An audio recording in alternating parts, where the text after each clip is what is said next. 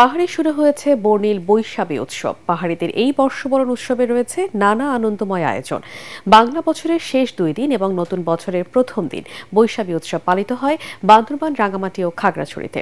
পূজা অর্চনা, পাচন আর পিঠাপুলির নিমন্ত্রণ, পানি খেলা সহ নানা আয়োজনে বর্ণিল হয়ে ওঠে পাহাড়ি জনপদ। জেলা প্রতিনিধিদের পাঠানো তথ্যচিত্রে জানাচ্ছেন আশিকুর রহমান।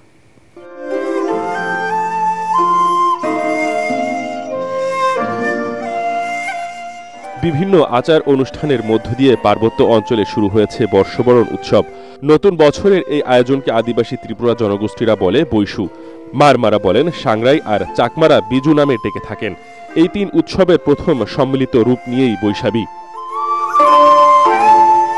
পাহাড়ে বর্ষবরণের বৈশাখী উৎসবের শুরু বছরের শেষ 2 দিন থেকেই। সকালে খাগড়াছড়িতে চাকমা সম্প্রদায়ের শিশু কিশোর, তরুণ তরুণী সহ বিভিন্ন বয়সীরা ফুল সংগ্রহ করে। এরপর পানিতে ফুল ভাসিয়ে দেবীর উদ্দেশ্যে পূজা করেন তারা। আজকে আমাদের ফুল বিজু। আমরা মূলত অতীতে দুঃখ কষ্ট ক্লান্তি এগুলা দূরীভূত করার জন্য আমরা গঙ্গা মায়ের উদ্দেশ্যে এখানে ফুল নিবেদন করে থাকি।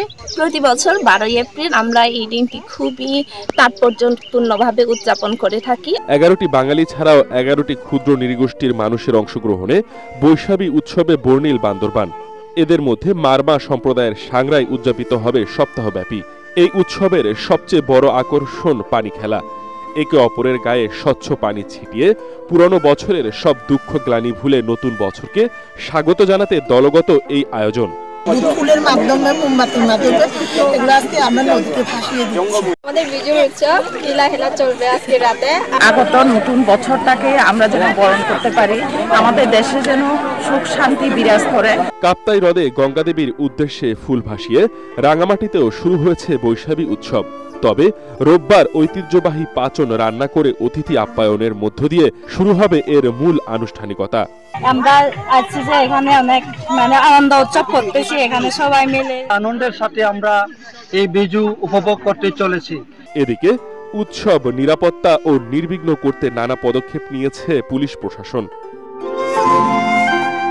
Bureau report, ATN Bangla.